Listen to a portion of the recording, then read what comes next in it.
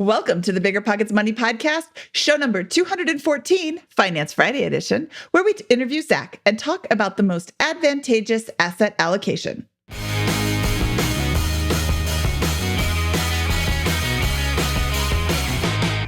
Hello, hello, hello. My name is Mindy Jensen, and with me, as always, is my sunshine on a rainy day co-host, Scott Trench. Oh, well, always a pleasure to be with my beaming co-host, Mindy.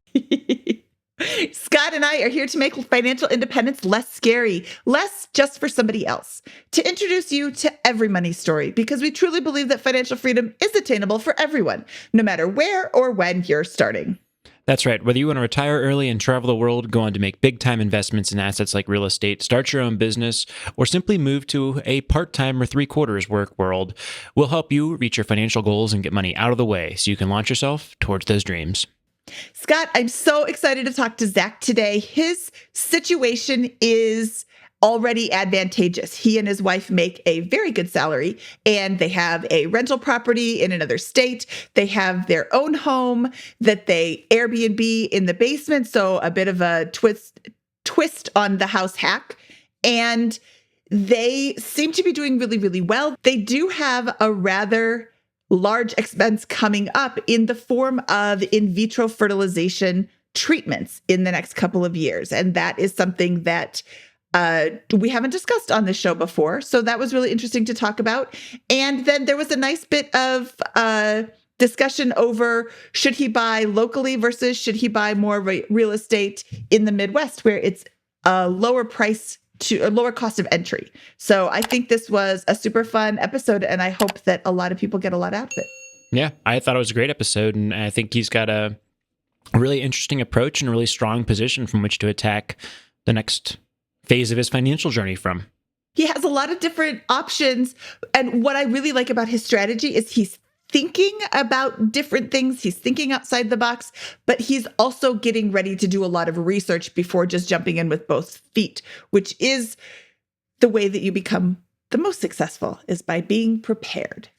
Before we bring in Zach, we are going to read the stuff that my lawyer makes me say. The contents of this podcast are informational in nature and are not legal or tax advice, and neither Scott nor I nor BiggerPockets is engaged in the provision of legal, tax, or any other advice. You should seek your own advice from professional advisors, including lawyers and accountants, regarding the legal, tax, and financial implications of any financial decision you contemplate. Okay, let's go give Zach some financial decisions to contemplate. Zach and his wife are making good money in their jobs, have an investment property out of state, and spend less than they earn. But they work high-stress jobs, and 2020 was an even bigger kick in the teeth for them than for most. A cancer diagnosis has them rethinking how they want to spend their days. They're looking at starting a glamping business, and they want to make sure they're optimizing for their asset allocation. Zach, welcome to the BiggerPockets Money Podcast. I'm so excited to talk to you today. Very excited to talk to you guys, too. Thank you for having me on. We have a lot of things to get to today, so let's jump right in. What does your income, debts, and expenses look like? All right, so pulling up the spreadsheet now. It looks like we have, so 2020 has been, like you mentioned, an interesting year. We both got new jobs that are significantly higher paid. So that's been a great happening. This time last year, I was working at a software implementation job that made in the mid 50s. And now, as of next week, I'm going to be starting as a Salesforce admin at a startup with a starting salary of $92,000 a year.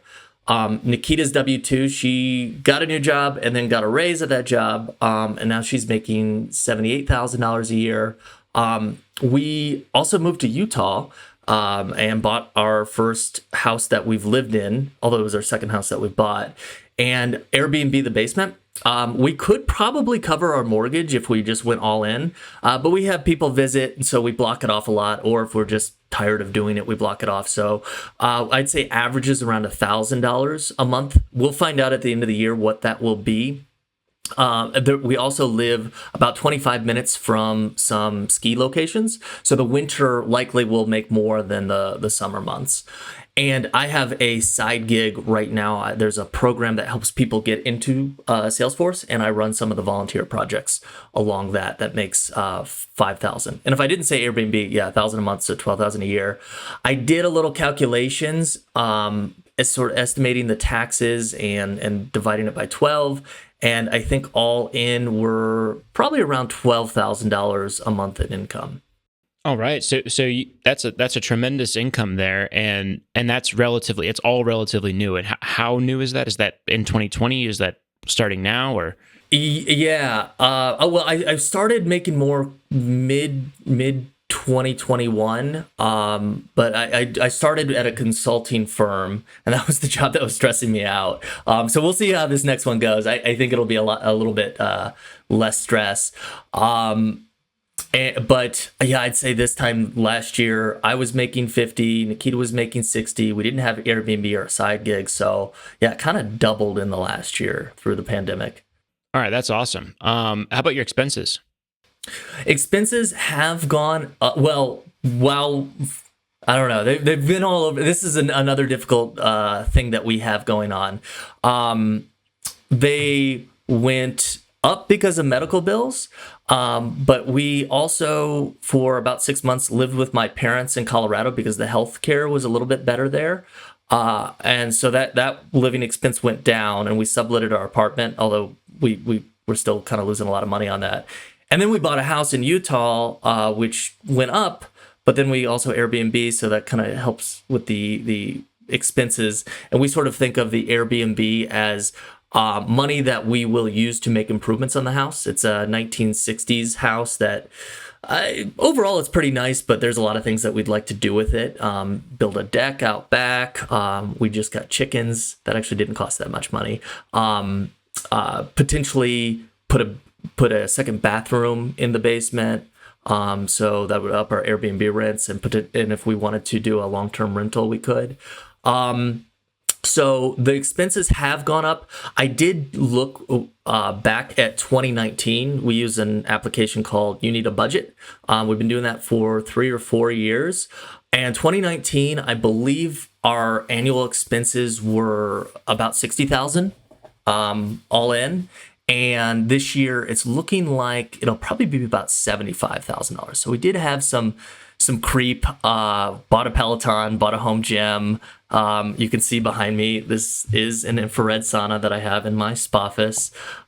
So we did spend some money on some things, and I don't know if it was just because we needed a release valve, or if like just buying a new home, you have to. We bought a bunch of tools for a retaining wall that we just built. Spent a couple thousand on a retaining wall. So yeah, expenses are a little bit more, but not in comparison to the increase in income, I'd say. Yeah, you've got a huge income, and you're spending less than half of it, is what I just heard from that. So yeah, and actually I loved, I moved it over to a spreadsheet for you, Scott, so hopefully you appreciate that. And that was the first time I noticed, with my new job, we will be at that 50% mark, which is like, we've been going for that forever, trying to basically invest half of our income and live on the other half. I think last time I remembered calculating that we're at like 36%, and we'd always been going for 50. So it looks like we'll be there soon. So before we get to the investing and net worth stuff, because you have a lot left over with that, can I, we mentioned there's a cancer diagnosis. Is that impacting timelines or thoughts or anything like that? Or is that something we don't want to discuss? Yeah, I mean, the cancer definitely was a major part of 2020 for us. It was actually, tomorrow's our anniversary, and that's when we noticed something might have been wrong for the first time. And about a month later, the diagnosis came in. She had stage 3 ovarian cancer, had to immediately go in for surgery, then did infusions of chemotherapy. So that had a massive impact on her health, but also, since we're on the money show, financially, she was on a plan where there was, I think it was $6,900 out of pocket. And so we paid that essentially instantly with all the hospital bills and whatnot. And then her health insurance renewed in September because she's a teacher. And so we paid that again. So that was a pretty big out-of-pocket expense that we had to do. Although fortunately, we did have some cancer insurance. She had bought cancer insurance about 3 or 4 years ago because she is, her heritage is Ashkenazi Jew, which have higher rates of the type of cancer that she just got. Breast and ovarian cancer are the two most likely ones. And so that almost paid for our out-of-pocket expenses. So that kind of netted things out. The other big impact that it's going to have is her ovaries were removed. So we're going to have to do IVF, which Mindy and I were talking about beforehand. The low end estimate is about $20,000 for just one round of giving it a go. So we're hoping it goes on the first one, but that doesn't always happen. Now I'm it sounds like though that the biggest health issue was resolved then favorably with this. Yeah. She fortunately the surgery got all of her cancer. The cancer drugs did their job, and she is currently cancer-free. And this new program that she's on, this is the reason why we can't do IVF earlier than this, is an oral chemotherapy that she's going to be on for 2 years. And the studies just came out months before she started them, and it reduces the rate that she is likely to get it again from in the 30%, which is just awful. It's just like, oh, basically we've got a huge chance of this happening again. And it's a very aggressive cancer. It went from, we don't need to get into the details, but like very, very aggressive cancer to less than 1%, which is kind of the rate of normal cancer just in the general public. So really just lucked the heck out with that, at least so far. We're hoping that luck continues. Well, that's fantastic. So those are, in the scheme of your going back to the finances of this, in the scheme of your finances, that's not going to be a major issue relative to your income and your expense ratio with that will impact a lot of those things. And I think it's wonderful. It will. I imagine Nikita's going to be going to her out-of-pocket max for the foreseeable future. So you'll see in one of the expenses, I just put $1,000 a month for medical. Yeah. Okay. So fair enough there with that. The more important thing is that the health issue has been resolved here, and you guys are in a relatively strong position where you can plan around that, I think. Yes. Yeah. Okay. Well, let's go to investments and net worth then. What's the current state there?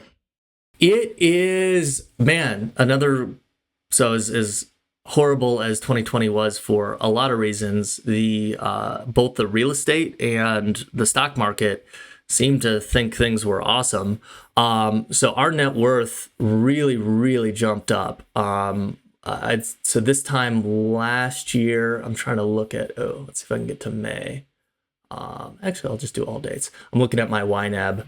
That has a net worth tracker. And if I look at, 2020, our net worth was in the 160s, and now it is coming on 400,000, maybe about between $350,000 and $400,000. And that primarily is made up in retirement accounts and real estate equity. I can go through the individual numbers if you want, or we can just kind of summarize things. How would you like me to? Let's summarize what's in the retirement, like what's the total balance for retirement accounts, and can you give us a high level picture how that's spread across? It sounds like you have multiple. Yeah, absolutely. So it looks like retirement accounts have $183,000 in it. We have about $60,000 in cash, and the equity in real estate. One of them for our out-of-state property, which is in Muncie, Indiana. Ooh, probably shouldn't say that. It's a very good rent, like cash or price to rent ratio there. So feel free to look that up. The prices have gone up since we bought, and that was just this summer. But it's still great. And if anybody needs a reference to a great property manager, I have one. And then our home equity is about $50,000. That's another thing. I just checked the Zillow last night. We bought at 450, which was well above asking, and this was in February. We finally closed, and Zillow's already saying, I know that's kind of not a great thing, but it really is. The comparables are really going up, about 515 as of last night. So I'm going to conservatively say that we have 50,000 in equity with that, because we only did put 5% down. So we've got a 427 in a mortgage. And then that plus the increase in equity is about 50.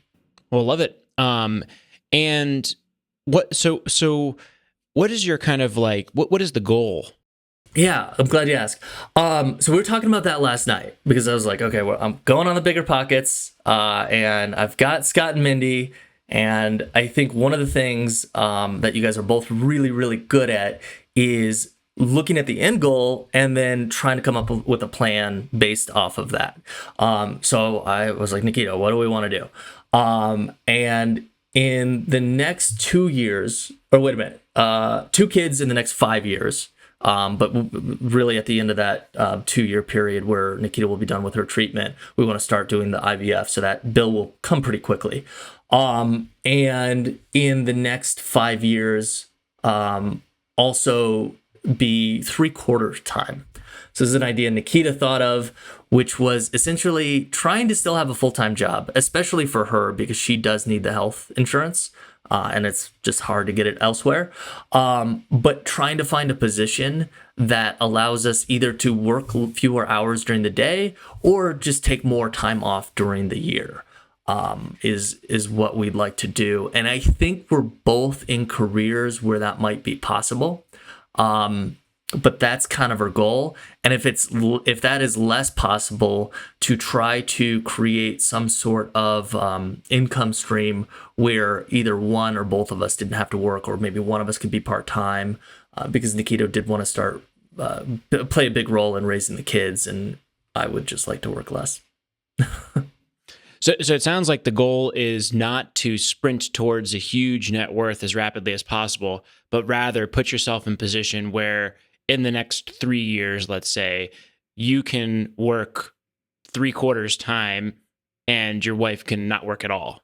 Yes. Actually, that sounds good. I think we were thinking both of us work 3/4 time, but I think her not working at all, and then potentially doing some of our real estate ideas that we were talking about. I think she'd be a good fit for that role. Does 90% of the Airbnb right now. We like hosting, and that might be something that she could do while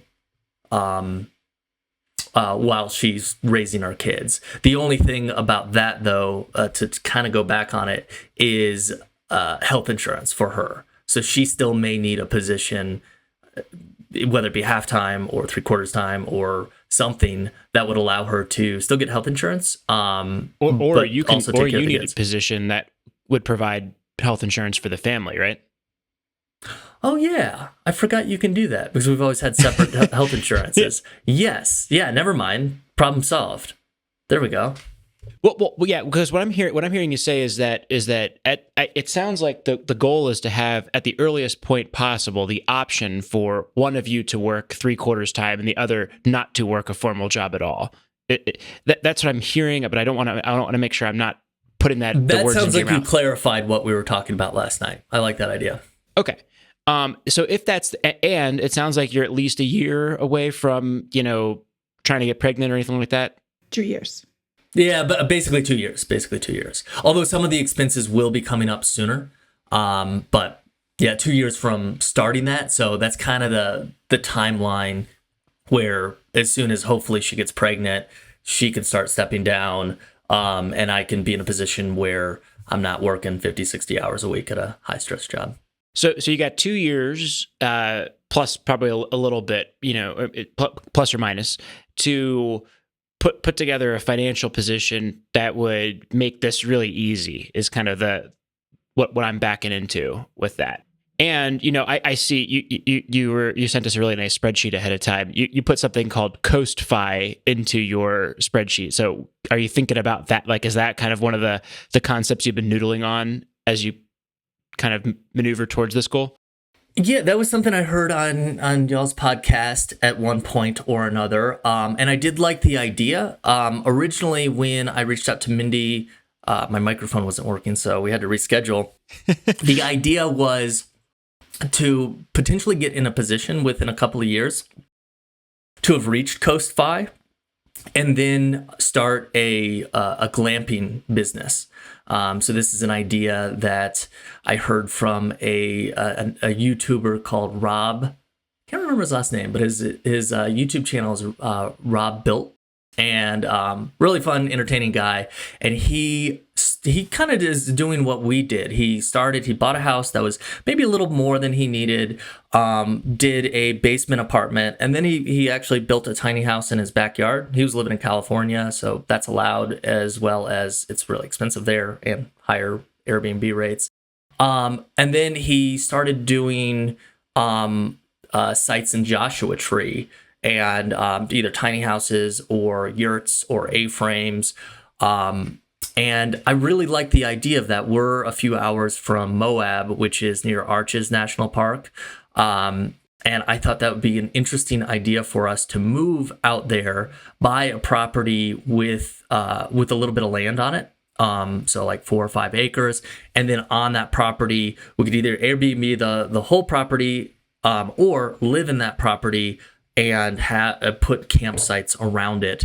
And if you look on Airbnb in that area, we're definitely in some of the summer months, so the prices might go down a little bit because it is very hot in Moab. But you get $150, $200, $100. That's just depending on what type of glamp site you set up. So it seemed to me to be a crazy ROI where you spend, let's say, $30,000 on a yurt and make it really bougie, do 3 or 4 of those on your property, and make your money back in the first year, and then can sort of coast on that as well, but kind of crunch some of the numbers. And I felt like we could, with 5 units, pretty easily, after expenses, be making about $60,000 doing that. That was one idea, and that would get us to the end goal of potentially get us to the end goal of Nikita not needing to work and me working less. But it doesn't have to be the solution. So what I'm hearing you say is you're not willing to maybe cut completely on your spending side right now, but you are willing to put in a lot of creative thought and hustle and entrepreneurial endeavors into creating income streams over the next year or two to fortify this position as much as possible, as long as you're working towards an asset that can produce repeatable income. Is that what I'm hearing? I think so. With the real estate stuff, I find it fun. I love just looking at Zillow, looking at Airbnb, see what the different rates are, seeing what we could afford and how much revenue that would come in. And right now, since we're in such a good cash position, both having reasonably good paying jobs and no kids, and being able to offset our living expense with Airbnb, it seemed like a good time to just start building assets. And that's essentially what I want to know is, like, what do you think would be the best way to build those assets up? Because I have done the long-term, more traditional, and that's been decent. We make about $300 a month right now after being pretty conservative about CapEx and and other expenses. And we believe at our next lease signing, we will be able to make $1,000 a month, because we just did a $30,000 renovation where we added 2 bathrooms, renovated a 3rd bathroom, and added a new washer dryer to the basement. It's a 10 bedroom. It's basically a sorority, but we made it a lot nicer. And so if we can get a few more people renting it, it's, I believe 7 girls are renting it right now. But if we can get 10 girls in there, the price would actually go down for each of them, and we would be making more. And that's the guy. So I only suggest Dane if he can actually get us that. That's our property manager, who suggested the renovations, found the house, and we're already doing well with it. But even then, it's like, okay, well, that's $1,000 a month. It's going to take a lot to get to that. And we invested quite a bit too, because I believe we put 20 to 25% down, and then the renovations. And we don't want to do a cash out refi because the rate we got was so low. We got it in August, and I think it was around like 3.5% for an investment loan, which was decent. So it's like we could only do maybe one more of those in a year. So I'm trying to think, what can we do with essentially $6,000 a month in the next 2 years? So maybe like $100,000, maybe a little bit more of money. How can we put ourselves in a position to where maybe the option of walking away for both of us is there, but definitely the option for one of us walking away and another one maybe stepping back a little bit. Well, I love it. I think this is great context, and I can't speak to buying a sorority house and the cash flow potential on that, but I can't, or buying a yurt in Moab and producing income. Although I visited Moab and we paid a tremendous amount of money for an Airbnb that was like 300 square feet in like an alley, and it was great. But it was just like you open the door, there's the bed, and that's the property with it. So I think you're onto something with thinking here. What I'm hearing you say is, I'm investing a lot of time and energy and thought and excitement into this real estate stuff, and I believe the ROI is there, and that there's multiple opportunities that my creative brain can seize over the next year or two in a way that's going to produce returns that I cannot have a risk-adjusted odds of replicating anywhere else in a realistic sense. I'm convinced of that based on what you've said here, and to me, that says, okay, if I go back to the strategy, and we had a sneak peek, thanks again to your great preparation for some of these things about where you're allocating your money, I think based on what I'm hearing here, I would say, yeah, go ahead, allocate that away from those retirement accounts and into these approaches, because you've clearly got interest and the ability to model it and the ability to think through it and the willingness from a strategic perspective to operate it in future years. And I think based on what I'm hearing here, you believe, and I have no reason to doubt you, that you're going to drive a much better ROI from these activities than you can from just about anything else. That will give you much better odds of being in that position you want to be in 2 years from now than dumping it into an index fund inside the Roth, even though I love Roths. What do you think, Mindy? I have a lot of questions. Number one, I am not in any position to tell you what you can do with your money with regards to the IVF treatments. And I hope that it is a one and done and it takes the very first time. Have you guys talked about how many times you're going to go through it before you say, okay, we're done? And that's something that you and your wife should talk about, because I have heard a lot of stories about people who, just one more time. Just one more time. And we've already put this much money into it. What's one more time? And I'm sitting here at a very advantageous position where I already have 2 children. So who am I to say, you can only do it twice, or you can only do it 27 times, or, whatever. That's something that I want. And I know that's kind of a downer, and I'm sorry. I hope it takes on the very first try. But even if it does, that's still $20,000. That is something you can comfortably afford because you have such a great income. But, 5 times isn't necessarily unheard of. And that's $100,000 right there. So that's something that I just want to plant a seed so that you guys can start thinking about that. Health insurance is a big consideration. You said that you have separate health insurance plans, is it more financially advantageous currently for you to have separate plans? Sometimes the employer will cover the employee 100% and then the spouse is extra, in which case it would make sense for you each to do that. The reason right now we're on separate ones is when you combine health insurance plans, your out-of-pocket max essentially doubles. So we want her out-of-pocket max to be as low as possible. And then mine, I did just break a toe, but I almost never have health expenses. So I'd rather just have it at one right now. But I think that's probably why I blocked it out. It's like we'd made that decision. So it's like, oh yeah, we got to be on separate healthcare plans because otherwise we're just going to spend a lot more on healthcare. So that was the current thinking on that. But that doesn't mean we couldn't change that in a few years. And you said that you have an HSA plan. Is that the best option given her situation? So the HSA is relatively new. When I have current investments, this is current planned investments for 2021. I actually just got my HSA, and then I realized I don't like the fees in this one, so I'm rolling it over to another one.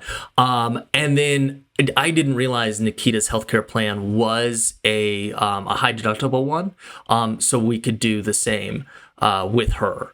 So that was sort of the plan, just because of the tax-free going in, tax-free going out, tax-free gains, and we were honestly planning on just using that as an FI tool versus using her.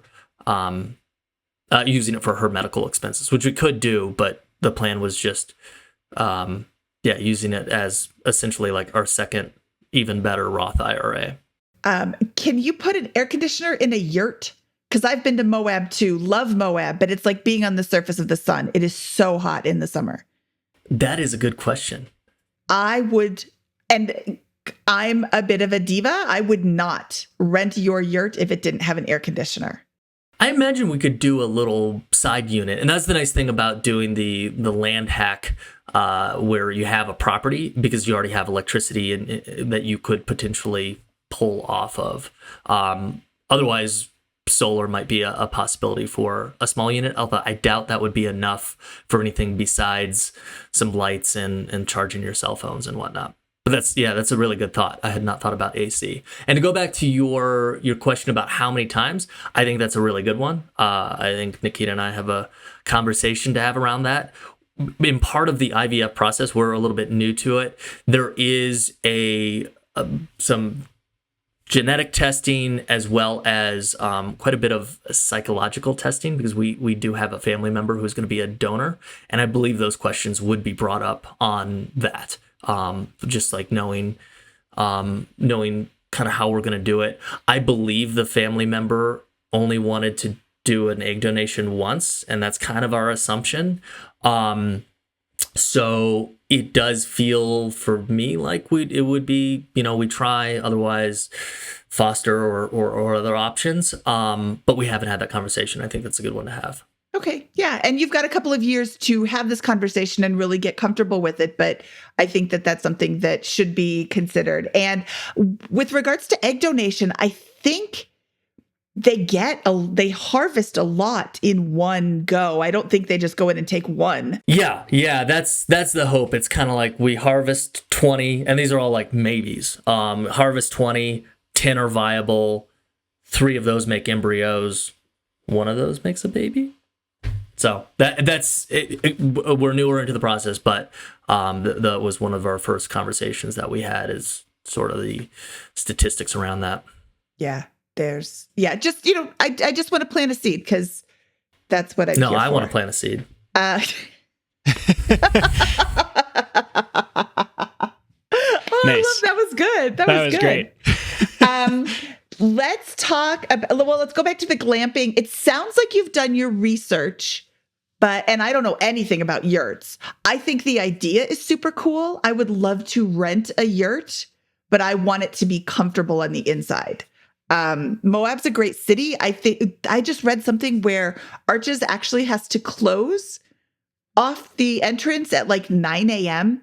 There's too many people. So people are going to, what's the one around the corner? Canyonlands. And then Canyonlands, it's beautiful. Oh my, it's almost better. I mean, I was there before everybody got there, so it wasn't as crowded, but it's gorgeous. That whole area is gorgeous. So I would definitely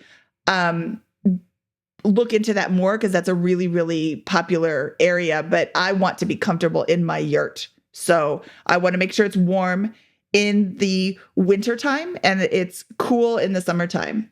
Let's go talk about your Muncie rental property.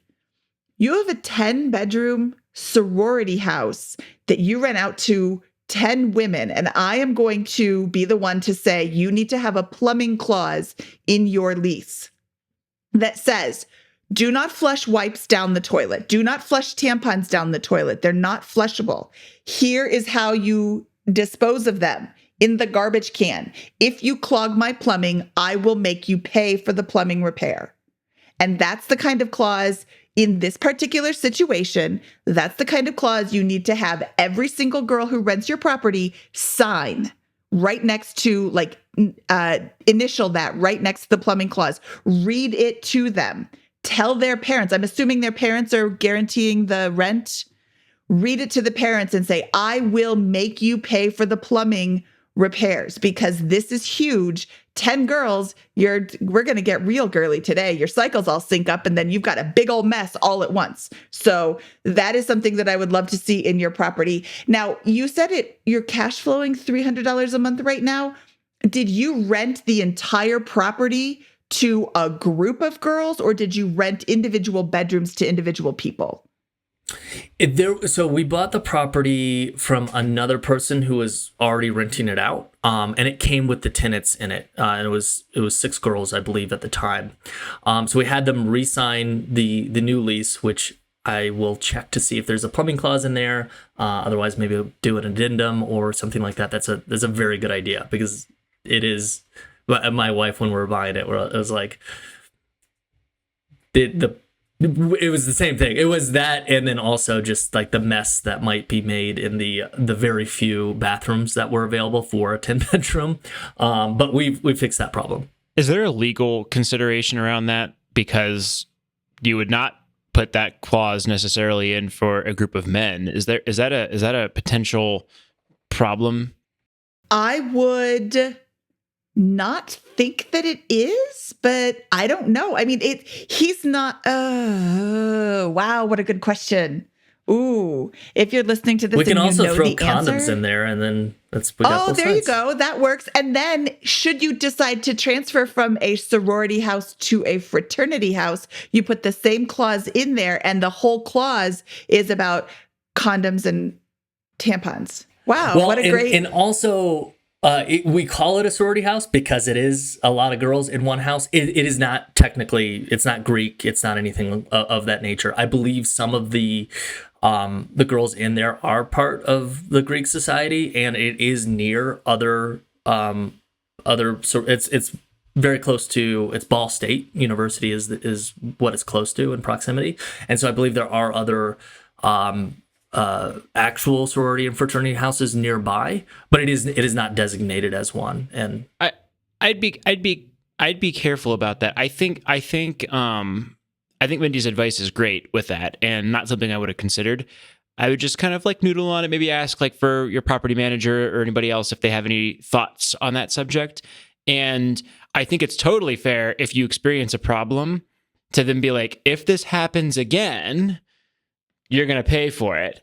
I just think that there's it'd be good to think twice and make sure that there's no problems that would occur if you do it preemptively based on the gender of the tenants with that. Yeah, fair enough. And I don't know. I didn't do the inspection because it was out of state. But they did have to do quite a bit of new plumbing to do the bathrooms that were upstairs. So they added 2 bathrooms upstairs and then renovated another one. So hopefully the plumbing is relatively fresh, but the sewer is the main concern that I would have as soon as Mindy brought that up. Yeah, and I would even preemptively have your property manager come in and have a sewer scope, or have somebody come in and And really, I think a sewer scope is a good idea, because if it's all a brand new pipe, then it's not as big a deal. But if it's an old clay pipe and there's root intrusion, things that are being flushed that shouldn't be flushed can get caught up on the roots and cause a big backup. Ask me how I know. Also, if it's a cast iron pipe, those rot from the inside out. Ask me how I know that one, because one day your basement is dry and the next day it isn't. All right. So yeah, that is something we could do, because with our current property in Utah, we got it scoped and it's fine for right now, but we're going to do something to more preventative for it. So that makes sense to do in Indiana as well. I just had a sewer scope the other day. Woohoo! Shout out to the sewer mole, my new sewer scope. Why did they make it out of clay? What was it? Because there's lots of dumb things that happened in the past. One last question I have, Scott, and then I'll let you jump in, is does your company or your wife's company have a 401k match? Because Scott said that it might be a good idea to stop contributing to those programs. But if they have a match, then I would recommend to continue to contribute until you get the match. The one I am leaving right now did have a 4% match. The one I'm going to has no match. And I'm also needed to wait 3 months before I can even invest in it as well. So, and that was the thing, out of all of the retirement accounts, the one I was most interested in adjusting. I really like the Roth, and the HSA also seems like an even better deal than the Roth. So it seemed like if we continued to put $15,000 to $20,000 in traditional retirement accounts, we're still diversified a little bit, not just going all in on real estate. The other concern that I have is just the crazy real estate market, is potentially not being able to find something that does have as good as numbers as I was able to get with my first couple properties. Are you continuing to look in the Muncie area? Because if you like your property manager and you said that your property manager is really awesome, I would want to look there first. And Muncie is a far more affordable market than Utah is. So the thought there, that was our original plan maybe a year ago, is try to continue to build up properties there. It's in the Midwest. It cash flows well. We won't get a ton of appreciation, but that's all right. But I don't know if that quite aligns with our goals right now of trying to get into a position of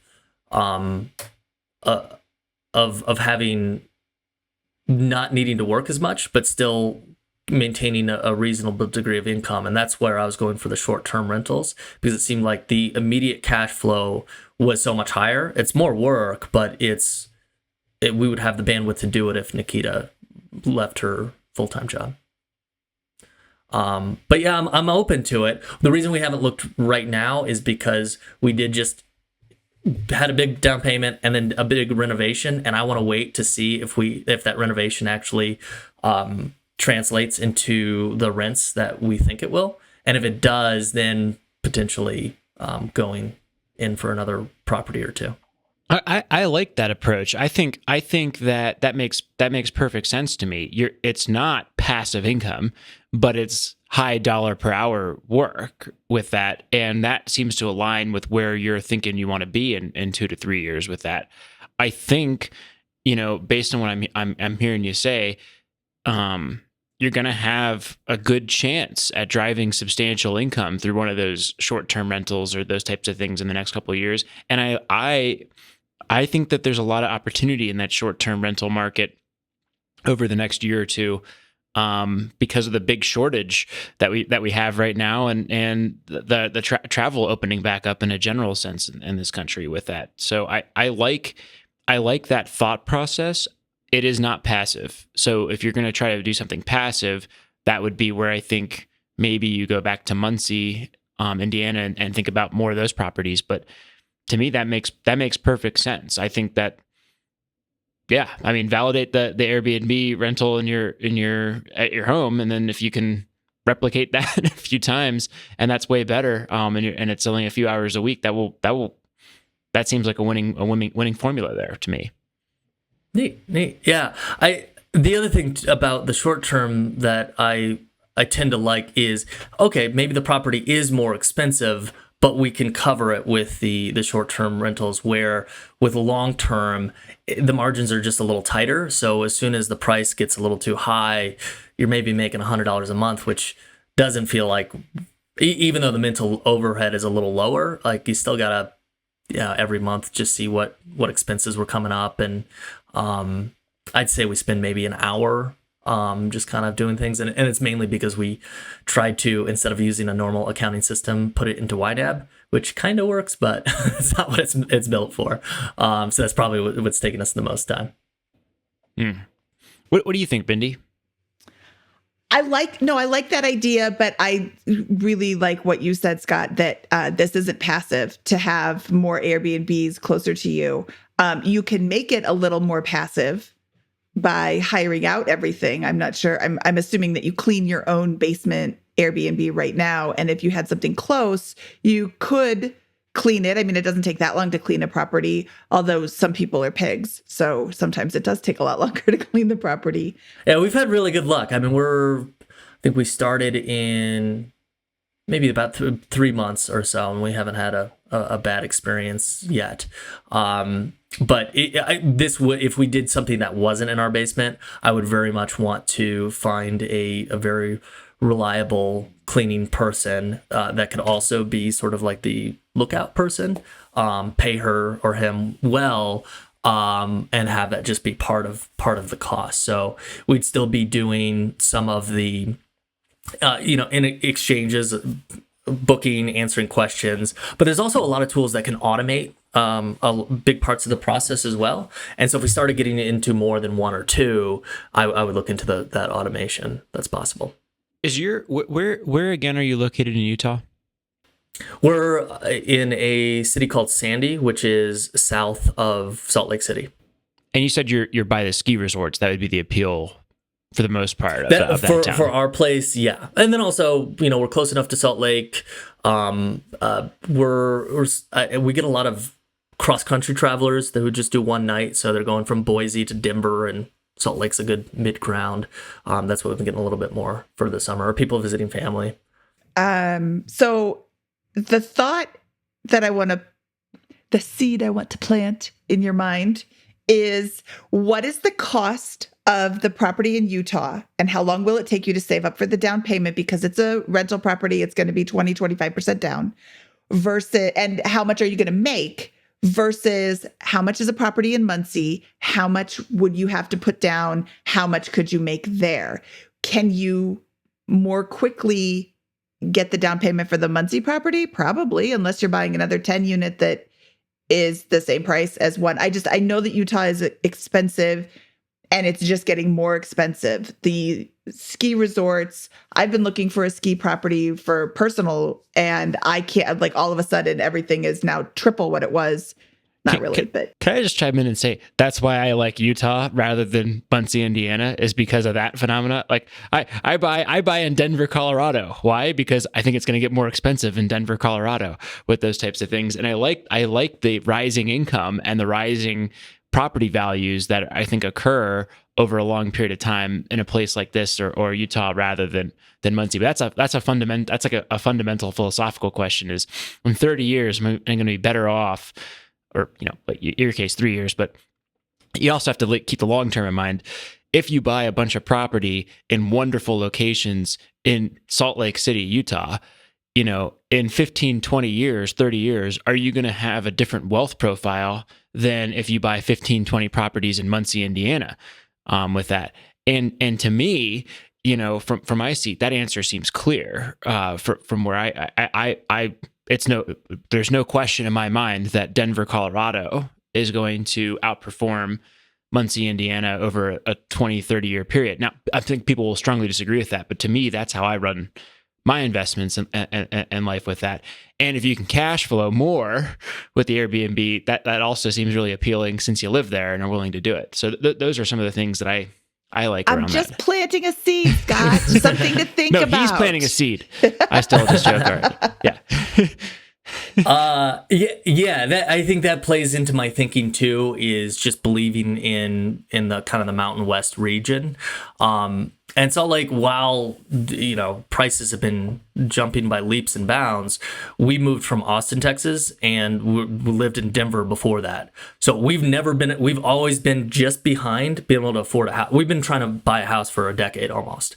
And as our incomes rose, and they've never risen as dramatically as they did in the last year, but as they rose, it would continue to be just, no, we could afford it, but we would be house poor. Or, man, do we really want to spend that much money when an apartment is so much less and has a pool and a gym and doesn't have a bunch of maintenance that we have to deal with? And I just could never get myself to want to actually pull the trigger because it just the high cost of living areas. Yeah, that is a consideration. And I just want to throw that out there. Can you get more cash flow in Muncie versus the Utah properties? Well, if it was gonna be a long-term rental, I would be negative cash flow for sure. But that's where the short term comes in. Or maybe I could find some places that are break even. And I've heard that philosophy a lot, that you should have that out. But I don't know if it's going to be possible. This is something that just needs more research as well on my end. I believe that. I believe that out is important, is to have that ability to cash flow under reasonably conservative assumptions. You don't have to, like, for me, it doesn't have to be much, but I'm actually trying a rent by the room approach right now with a property. And if it was a traditional, yeah, or Zach style with the sorority house. I'm,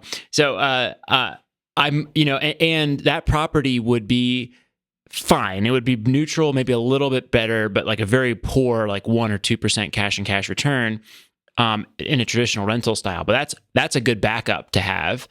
And then it will generate a lot of income as a rent by the room property with that. And it's a high quality, wonderful asset in a great location with that.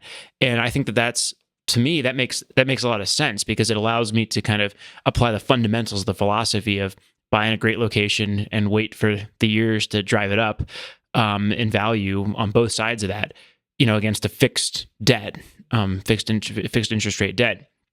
And I have a really good shot at getting that additional cash flow. So I kind of like that approach.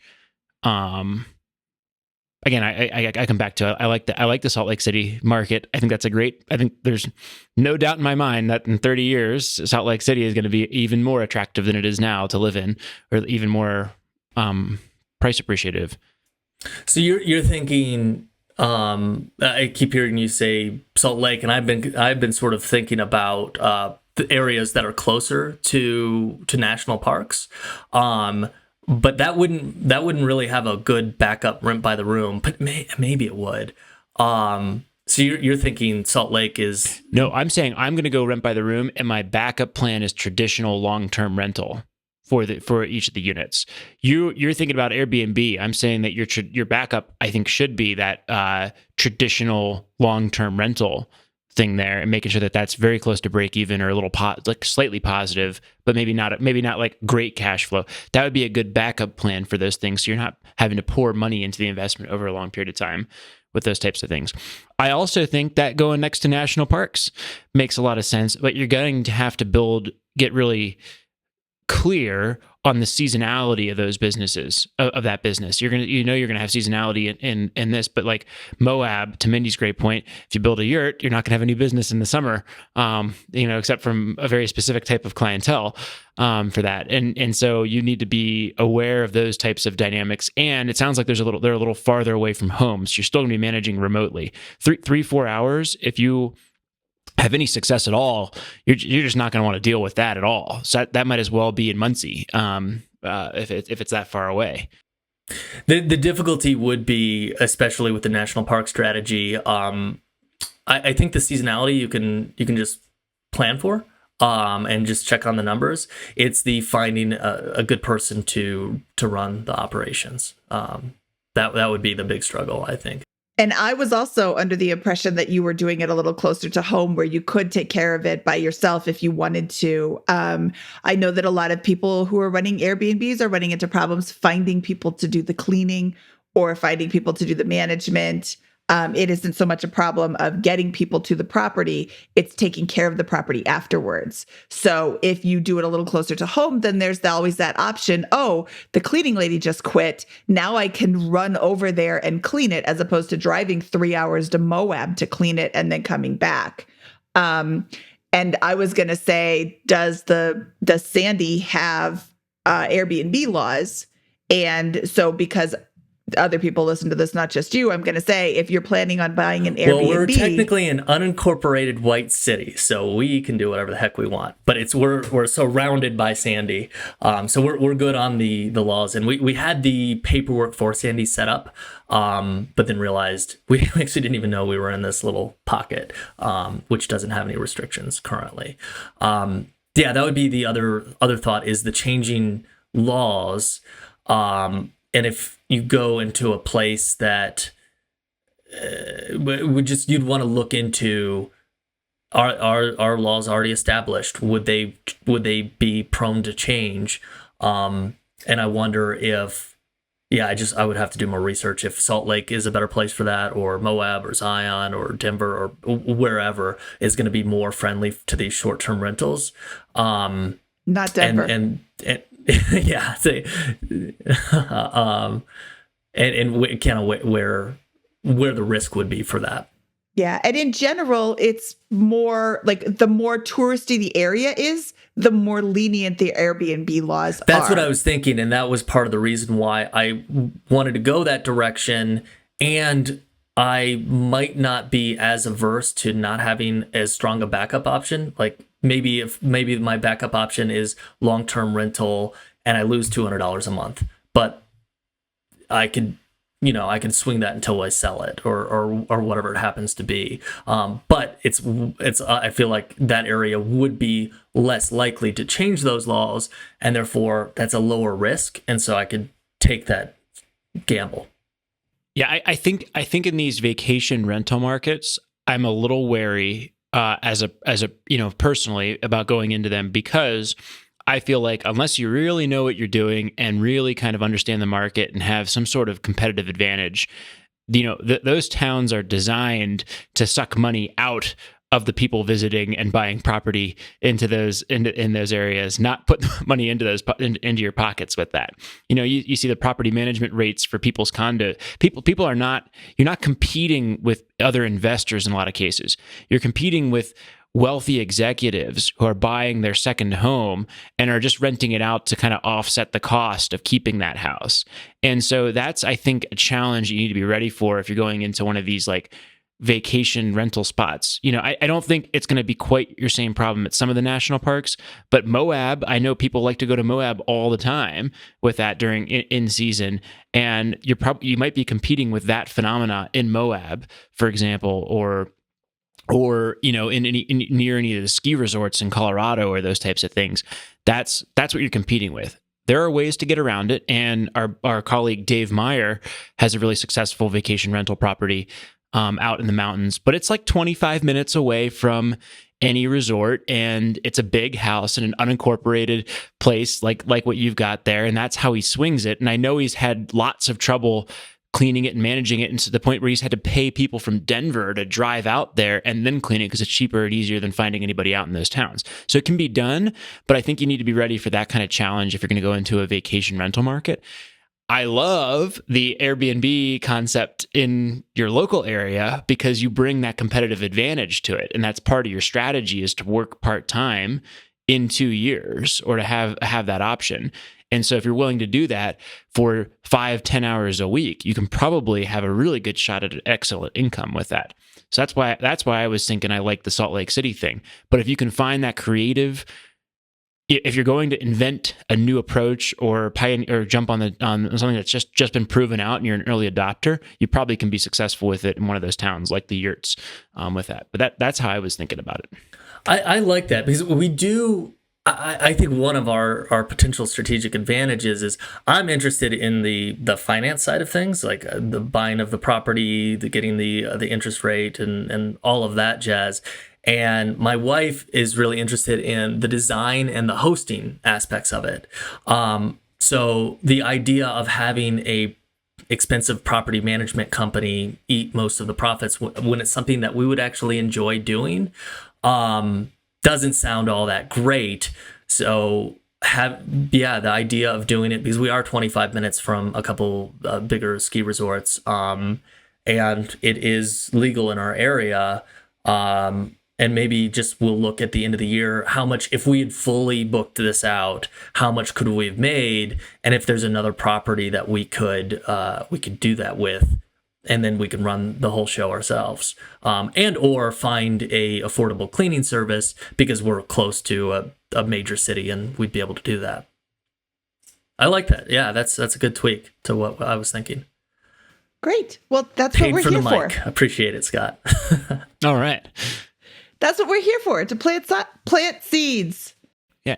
Are there any other big topics that we can cover that would be helpful for you today? So yeah, those two goals are kind of what we had, which you had some good tweaks on, is just being able to have kids hopefully in the next couple of years. And so Mindy's thoughts on talking about how much effort and money we're going to spend towards that goal if it doesn't work out for us the first time or two. And then the tweak to being not necessarily full-time within the next 5 years, and potentially be able to do that by buying short-term rentals near us that we can manage, that would have a reasonable cash flow, and then also a chance of appreciation. No, I'm trying to think. Oh yeah, what are your levers? I've got it in my other notes.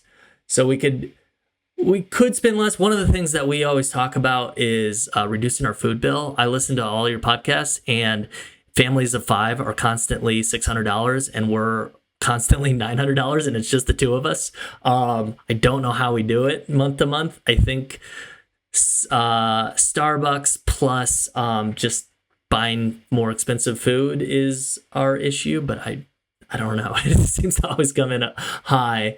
So levers, make more money. I am in a pretty good position to continue to make more money. I could work on more side projects. Salesforce is a pretty in-demand skill set that I, over the last year, have built up a good base for, that I think will continue to grow. And I think Nikita could potentially start to make more money if she joined an ed tech company. But as we talked about, that might be a little bit more short term if she wants to focus on raising a family. Spend less and invest more. Yeah, no, I think that's good. The main lever was, how can we invest in a way that's going to pay us sooner? I agree. I think you earn a ton of money right now, and you're that's brand new to you guys. The level of income versus the effort expended to earn it. It seems like to have dramatically changed in the last couple of months, and you're going to be minting cash even if you aren't the tightest with controlling your expenses. Not saying you shouldn't, but you can certainly do that. And I think you kind of, that would be an area to invest, but to investigate. But I think you're easily going to accumulate $50,000 to $100,000 in liquidity over the course of a year. You're willing and able to do lots of creative things with that. So I think that's the biggest mover you can have in the next year or two, I think, is figuring out what to do with that, rather than making other tweaks to some of those other areas. You can still do, it's an and game, you could do both, but I think we did focus the discussion likely in the right area with that. And yeah, I think it's exciting. I think you're thinking about a lot of cool things, and I don't know how it's going to play out for you, but you have a lot of good options if you're this interested in real estate. Worst case scenario, it sounds like you have a great property manager out of state and can get a pretty solid cash flow compared to what other people can get in the real estate market nowadays. That's a good backup plan if you don't find anything better in your current market. Yeah, or just VTASX, like just throw it in the market. That's would be a reasonable backup plan that would probably get us to full FI. And if we continued both working full time, maybe 7 years. I think I was running the numbers. So that is an option. Then we have to figure out health insurance and then how to get to 59. And let me just say, other things that we didn't talk about but that are relevant to your situation. You have basically no debt besides your mortgage. You've got a huge personal cash cushion that's at least 8 to 12 months of expenses with this, which is perfectly in line with what you're thinking over the next 2 years to, keeping that or making sure that you back into a position where when you're thinking about starting the family with those things that you maintain that. I think that will be huge given some of the challenges with the health that you articulated earlier. So I think you've got all those fundamentals in place, which allow the discussion about asset allocation to be the big one. This is the fun stuff that everybody wants to get to. You're in perfect position to be thinking about this, and it is the biggest lever in your financial position, in my opinion. Yeah, I don't have anything to add. I think that you're doing really well, and continuing. This is like the slog part of the journey now, where you're just saving and where should I put this money? It's not how do I find money to put it. It's where do I put it that's most advantageous. But I think you're thinking on the right path on pretty much everything. I would just make sure that there aren't any 401k match dollars that you're leaving on the table or that your wife isn't leaving on the table. And think about the health insurance. I keep hoping that they're going to fix it, and they keep not fixing health insurance. And it's always tied to employment. And because of the cancer diagnosis, it is going to be harder to get insurance down the road. So that's something that you have to think about. And you don't have to work and she stays home. You could work for a little bit and she stays home, and then she decides she wants to go back to work and you stay home. That's what happened in my life, and that works out great. I have a job that I love, and it provides great health insurance and a lot of other things. So, it doesn't have to be an either or. It doesn't have to be, well, now Zach has to work for the next 25 years, at least 3/4 time. And when you're good at your job, your company will be more flexible with you. So you've got a couple of years that you're going to plan to work anyway. Just kill it at your job, and your company won't want you to leave completely. They'll be more willing to work with you, in my opinion. I like it. Okay, well, it's time now for the famous four, because you have answers to the famous four, which I'm very excited about. Are you ready, Zach? I am very ready. What is your favorite finance book? Well, everyone does say Rich Dad, Poor Dad. That did have an effect on me. Just like the planted the seed, man, early to want to buy more assets versus liabilities. And I think that was part of the reason why even though, we wanted a backyard, we got dogs, we want to do projects around the house, I was never willing to buy a house where it was going to be just such a liability. I did love Set for Life. Your Money or Your Life is another really good one that is a little more woo-woo, but I like the idea of like you're giving life energy. Money is equal to life energy, and I think that's played into the role of wanting to work a little bit less.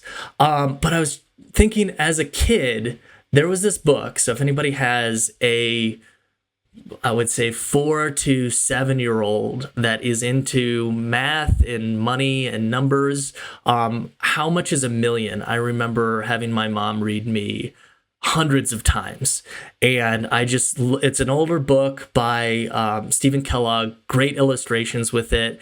And it talks about just like how much is $1 versus 100 versus 1,000 versus 10,000, and showing you the scale of how kind of money works and grows. And if you stack up so many dollar bills, it'll go to the moon. And I just really liked that book growing up. So I thought it would be a different book to talk about. All right, we have not heard that one. I'll have to go check it out. What was your biggest money mistake?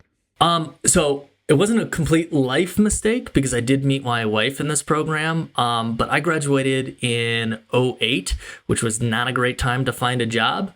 So after doing a banking job that I didn't like and having some other just try to make ends meet jobs, I decided to go into teaching. And I got half a master's degree in teaching before I decided that was not a good fit for me, and it was fairly expensive.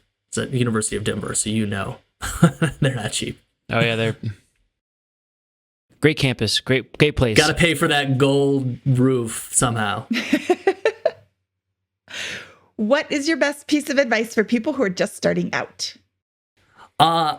Just starting out and just overall, finding a good life partner. I don't think Nikita was originally as into FI and all these things as I was, but she was very willing to come along for the ride, and we can work together around our various goals. So I think that's a good piece of advice for anyone, regardless of where you are in your journey. I don't hear that advice enough, and you are 100% correct. That's excellent advice. What is your favorite joke to tell at parties? What do you call somebody who does not fart in public? I don't know. A private tutor. I was going to say, I was thinking a liar, but a private tutor is better. I thought you would get it being the pun master. I was pretty sure you were going to guess the punchline, but... I was going to say polite. Oh. Okay, Zach, where can people find out more about you? I do have a website called zacharysexton.com. It's probably going to be talking about Salesforce stuff going forward, so if you're interested in that at all. Otherwise, that's it. You can, I've got a contact form on there if you wanted to chat about anything. Feel free to reach out. Are you in our Facebook group? I am, but I don't go on Facebook very much. Okay. That's fair. That's fair. I can after the show. Oh, how about this? After the show is released, I will be in that Facebook group for 2 weeks. Oh, perfect. Okay. And you can find that Facebook group at facebook.com/groups/BP Money. And we will link to everything in our show notes, which can be found at biggerpockets.com/moneyshow214. Zach, thank you so much for your time today. This was really fun. And I'm super excited for your journey because you have a lot of levers to pull. And I'm excited to see which ones you pull and how they affect your financial situation. Thank you so much. I really appreciate the advice. Okay, we'll talk to you soon. Okay, that was Zach. Scott, what did you think of the show? I thought it was a great episode. I think he's done a really good job of setting himself up in a really strong financial position. I think his position has exploded in the last year, it seems like, from both an income and time perspective. And I think he is right to be sniffing the opportunity that presents to really expand his portfolio over the next 2 years. And so I thought it was a great discussion. He's built a position of financial strength from which to begin attacking the investment opportunities in front of him, and that requires trade-offs. But that's the fun spot to be in with this, with all of the foundational work done to a large extent. Yeah, I'm excited for his journey because he does have so many options, and he seems to enjoy doing the research into the options. And, that yurt idea, I think that's kind of fun. And if it had air conditioning, I would consider staying in a yurt. I just need the air conditioning. So I think we gave him a lot of really great things to consider. And now he and his wife have some good things to discuss. And I'm excited for his journey. I hope he comes back in a year or two and gives us an update on what levers he decided to pull, because he has a lot of options. And that's really where he's at, is such a wonderful place for someone to be, because he has the option to pull less spending. He has the option to pull make more money. He has the option to pull invest intelligently. And he has the option to pull create a business. And I mean, those are your 4 options, Scott, and he's got all of them. It's great. I'm super excited.